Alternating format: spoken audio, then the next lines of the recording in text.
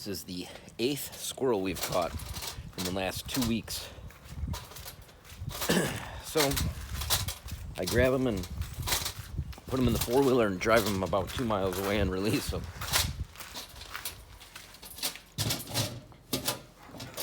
That way they stay alive. It's better than shooting them. If I shoot them, I actually clean them and feed them to the dogs for food, but I hate shooting them, so let's give them a four-wheeler ride.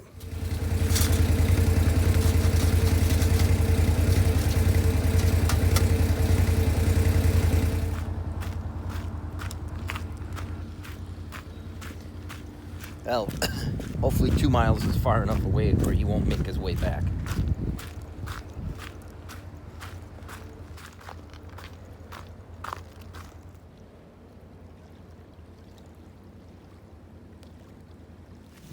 It's a big oak tree. I'm taking a walk in this one area. They were, what, half a mile back now? Mm-hmm. And they gravelled all this. It's crazy.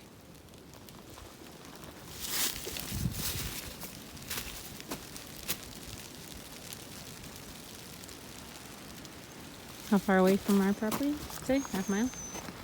It's about a mile and a half from our property.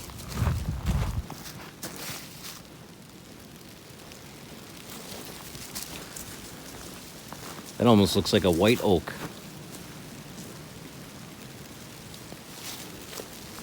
That's good to know. It'd be a good deer hunting spot.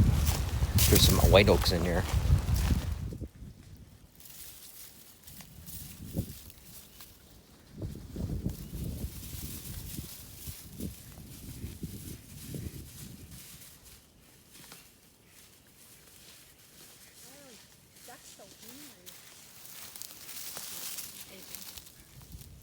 What do you think, Bo?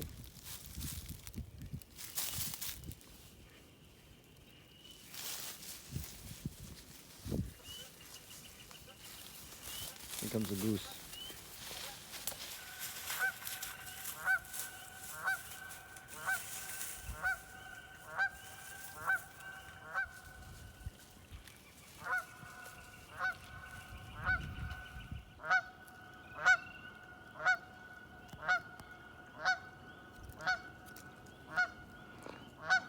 The goose wants to check us out.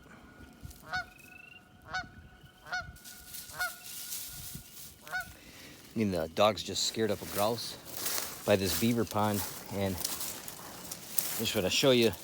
You can find the log where they drum. They like to drum on the same log, so that grouse will come back and to this log and drum again in the spring. So how much poop is there?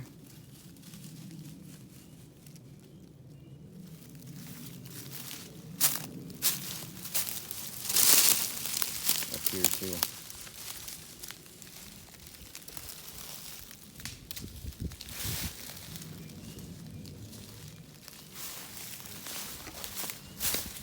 It's pretty cool.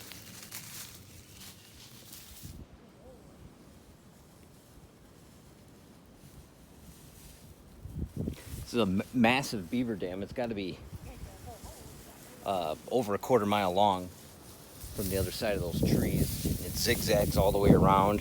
This is just a little part of it.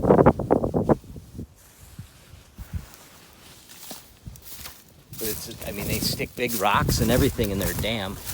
I'll show you how big of a tree they're cutting down.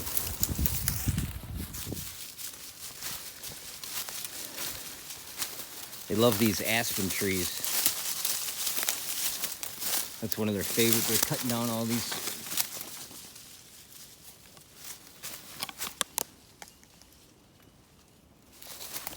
And then they're trying to cut this tree down.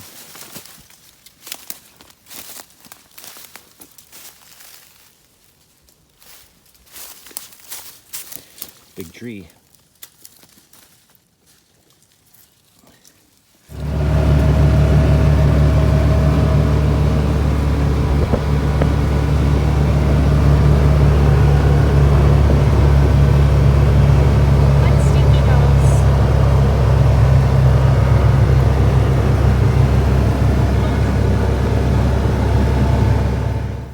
jack up our pond cabin because I was an idiot and put it too close to the pond. This was supposed to be a floating little gazebo, and then it turned into, that was too heavy for that. So then we had to bring it to land. And then I wanted it close to the water, so when you look out the windows, it looks like you're on the water. Well, the problem with that is, no matter how deep you go, there's water underneath it, and it heaves the supports. So this is sunk about, I would say, 1.5 inches. So now we have to jack it up and put some like cribbing underneath it every, I don't know, it's probably gonna be every 2 years, I would imagine. We'll see. This one lasted, what, 2 years? So we'll jack it up and put one more 2x4 under here, or a large rock in this corner. And then hopefully we have to do it less and less. Either that or it'll just succumb to the pond itself. So I have a 30-ton bottle jack on here.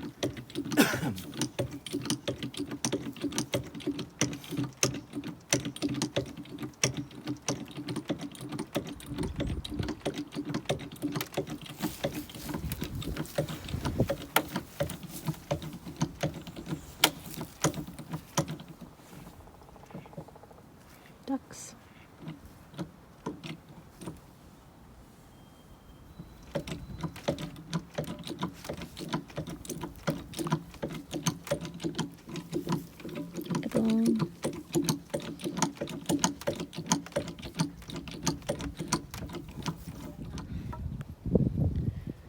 So there we go, now it's level.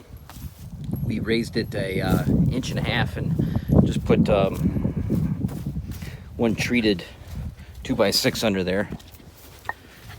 We got some cribbing under there. We're just gonna have to keep doing that. Not the end of the world. And then we're going to stack rocks across here to block this all the way around. Kind of look cool. So hopefully the more we do this, the less we'll have to do it, I guess, because we'll have enough cribbing underneath there.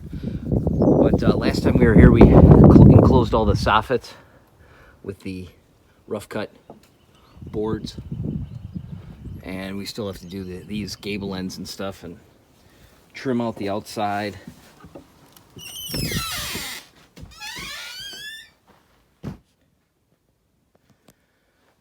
But it's amazing what 1.5 inches feels like being off in 12 feet. You could actually feel it when you're in here, and now you can feel that it's not, or it is level now.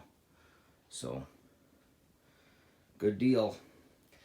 But this is why I put it so close to the pond, so when you're in here, you feel like you're, you know, on the water actually, because it's so close. You can just come right up to the edge.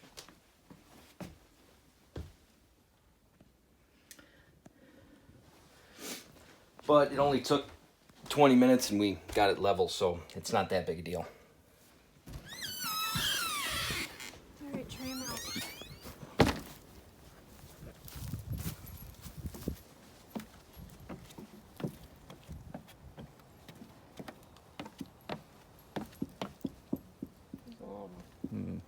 So I still got to trim the edges and around the windows and stuff like that, but that won't take too long when I get to it. But now the squirrels and mice can't get in the place because that's all closed up. They were getting in there. Don't have to worry about that anymore. And we have plenty of rocks to put underneath there.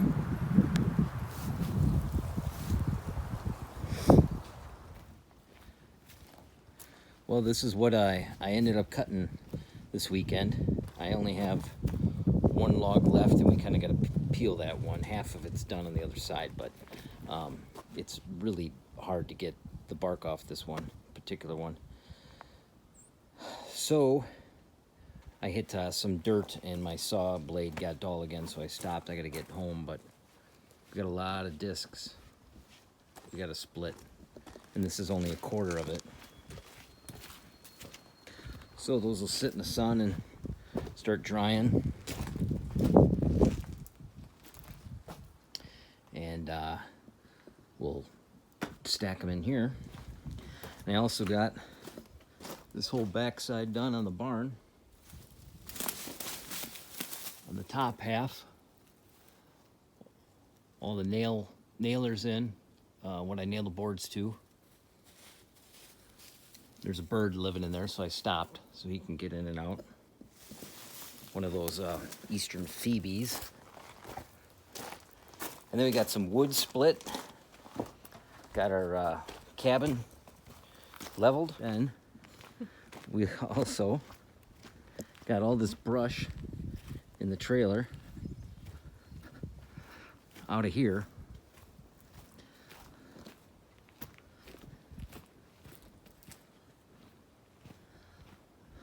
So she cut and pulled all the dead stuff out all the way to there. You can see all the how bad it looked before. We had to re-level these steps that my in-laws put in for us. Nice landing there. So, and then my wife gathered up and moved all these rocks over here and placed all the rocks underneath this to make it look nice.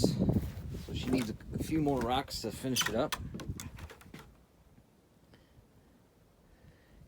And again, I have to do all the trim work on the windows and the corners and stuff. But otherwise, we're almost done with this. Then we're gonna build a wood shed right here. Hopefully this year, but we have to collect all the tamarack logs. We're gonna cut them, get them out of the swamp here, and then strip them down, and then we can start building that.